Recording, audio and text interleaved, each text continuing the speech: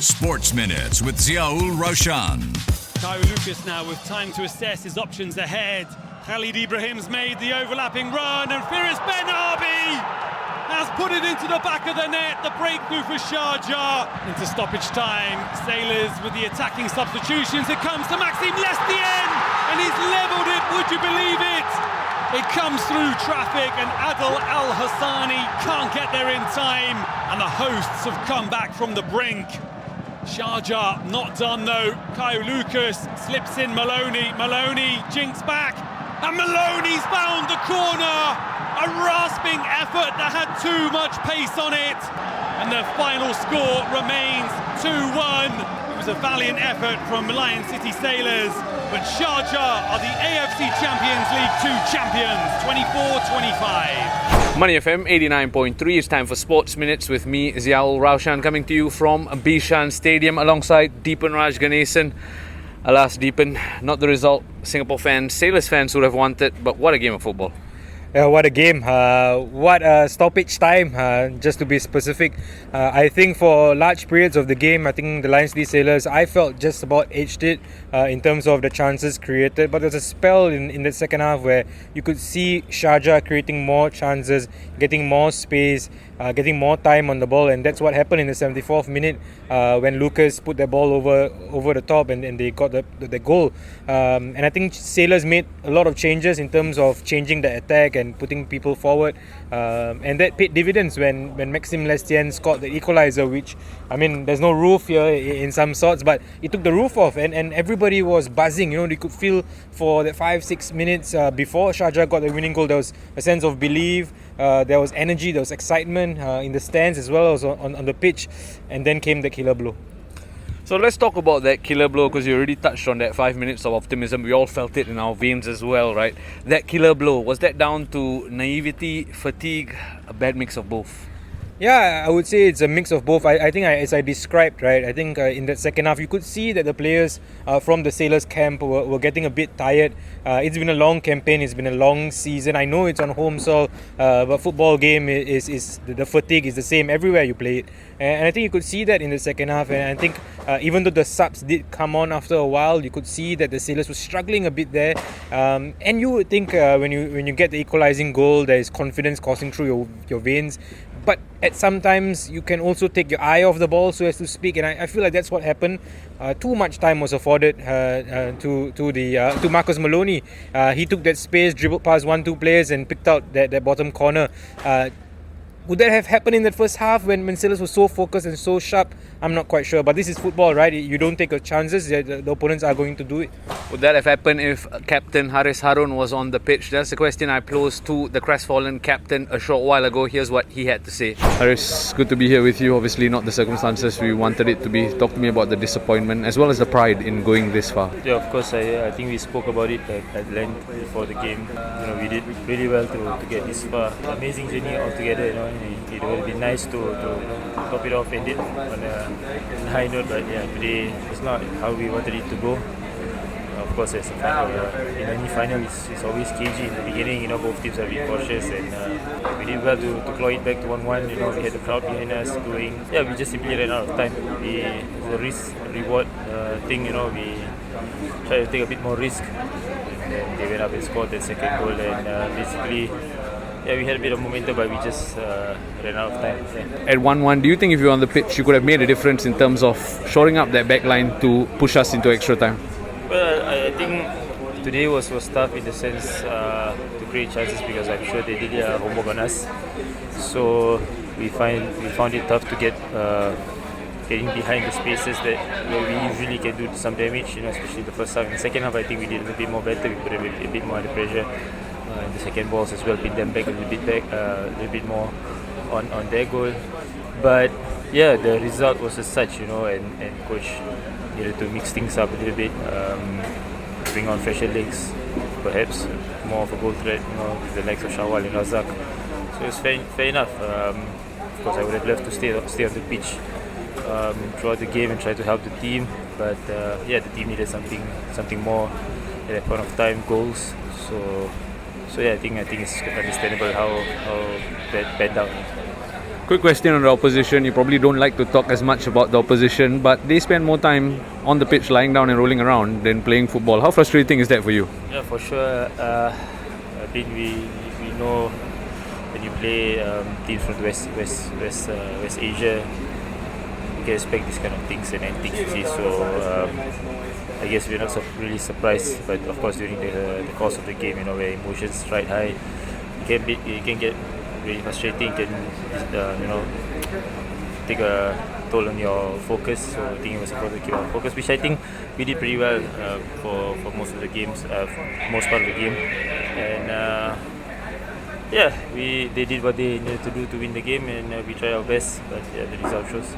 Final question from me. Obviously, it's very upsetting how we are now, but there's still the Singapore Cup to play for. Does the result here, the loss here, almost motivate you to want to get it a bit more as a team, to give the fans who turned up today a fitting farewell to the season? Yeah, I think we still have one more competition to play for.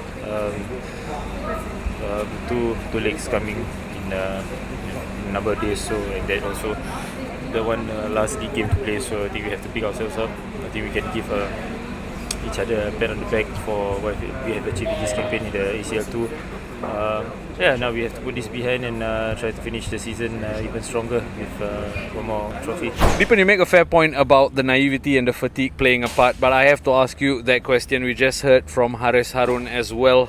Would it ever happen if someone as senior as Hariss was on the pitch?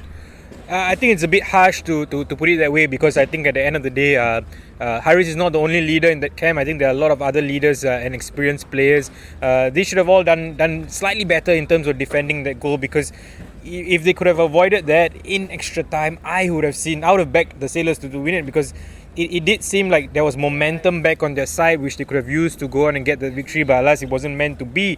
And I've been quite negative in terms of how we've been talking about the match, because of course it ended in defeat. But I also want to say, and I'm sure you will pose me the question a bit later on, I must say that as a Singaporean, I'm thoroughly proud of that performance.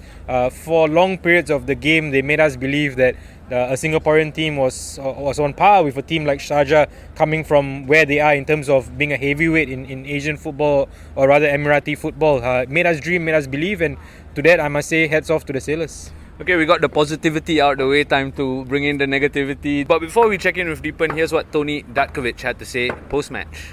Toni, talk me through, despite being sad about the final, your pride in making it all the way and giving the fans something to cheer about. I just said it, like the first feeling what you feel now after the game is just pride. When you give everything from yourself, when everybody underestimates you from the day one, what we achieved is incredible. So only head up.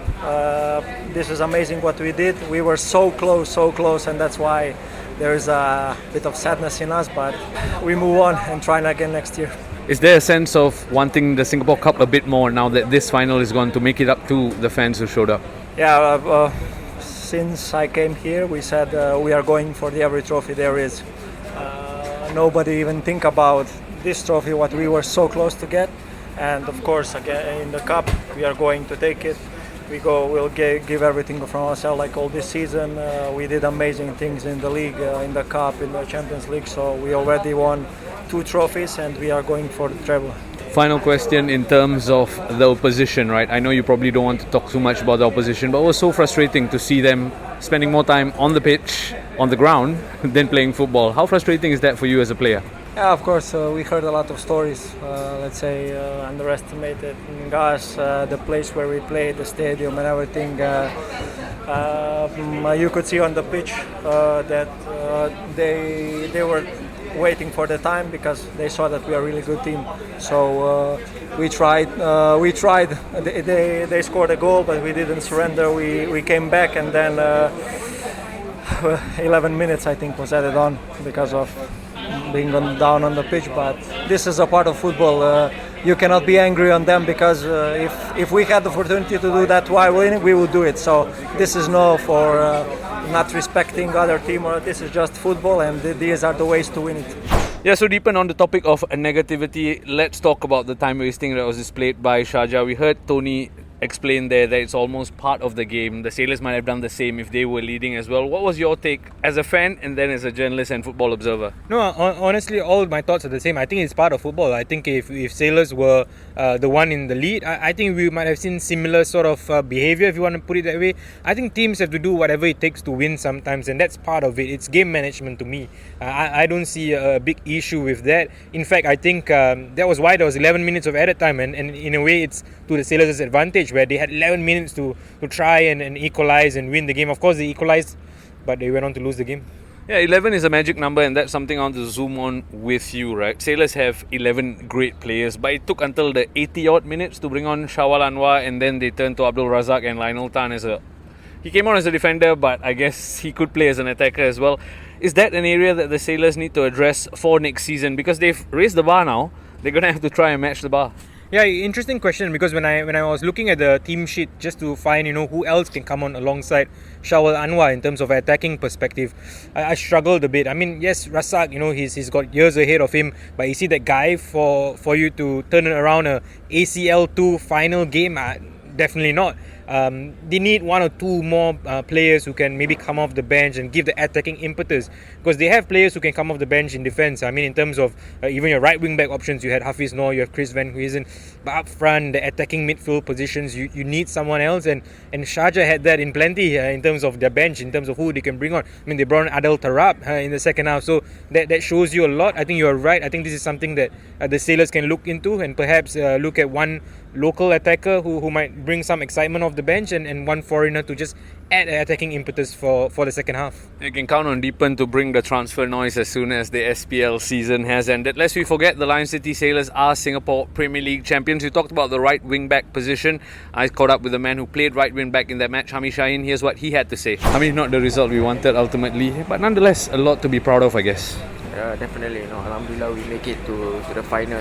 It's not easy, the journey here. It's not easy. There's always ups and downs, but I'm very proud of the boys. Everyone in the team, I'm very proud of them, and alhamdulillah, we made it through to the final. Yep. I can understand that. For you, you started the game at right back, then you moved into centre mid. It shows the value for you in that team, right? How proud are you of the part you've had to play in this amazing journey? I think for me as a player, it's my responsibility, given whatever task given to me. I think I just try to do my job and do my very best in whatever positions that I have to play, because I know that I have to put the team before myself, So I try to give my best, and sometimes maybe I do well, sometimes maybe I don't, but that's football, Sometimes there's always ups and downs, so I gave my all, yeah. I was half joking with some of your other teammates about them being veterans, right? You're obviously one of the younger ones. How much does an experience like this, put away the result, the experience like this, motivate you to want to lead the Sailors to great things in the future? It's definitely one of my milestone in my football career. Maybe this will be my biggest match in my football career, and I'll remember. For now. And I'll remember this for life, This experience towards today, not only just for today, but before this. I think it's very valuable to me as a player. It somehow helped me to improve and grow me as a player, and I'll cherish all that moments and improve myself further. Yep. Final question from me. How difficult is it to pick yourself up after a result like this? Because there's still the Singapore Cup to play for, and DPMM are a team in good form. Definitely hard, but we as players, we have to be professional. Sometimes result don't go our way, and we don't leave the cup, but we still have bigger games to focus on, and I think that's our responsibility as a professional, So we just look forward and try to just win every game. Yep. So as I mentioned, the Sailors are reigning SPL champions. Yesterday, pre-match, when I caught up with you, you said an event like this, regardless of the result, is a marker for Singapore football. There will be stakeholders, there will be observers, there will be fans, there will be people wanting to pump money in the game. Does that testament still hold true despite the defeat? Yeah, I believe so, because you saw what an occasion it was for the final. You know how you felt when Maxim Leston struck that equaliser. There was just energy in that stadium, energy among Singaporeans. For a few minutes, Singaporeans believed in something that some might have said it was impossible. And let's be truthful here. I mean, did any one of us expect the Sailors to get into a continental final? I didn't. I don't think you did. I don't think many have.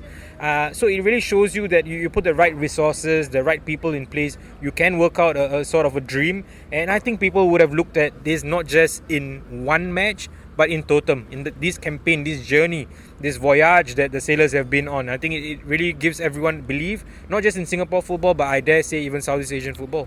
Yeah, the voyage doesn't end because there's still the Singapore Cup to play for. Toni Datkovic was keen to point out that they won the Community Shield, they won the SPL. When treble loading was tweeted or Instagrammed all those times ago, they weren't even thinking about a continental competition.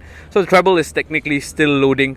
But as a human being, how do you pick yourself up to play in the Singapore Cup after a deflating defeat like that against a DPMM team who are in very good form? I think the message really will be, look at what you guys have achieved coming into the final. And you guys don't want that season to end with this. You want it to end with more silverware. I think that's the message here, where don't let this be the last of your season. There is still one more chance to end it on a high, and that's the motivation for them. Absolutely. Deepanraj Ganesan, as ever, it's been a pleasure canvassing your opinions on Sports Minutes. Thank you so much. Thank you. Sports Minutes on Money FM 89.3.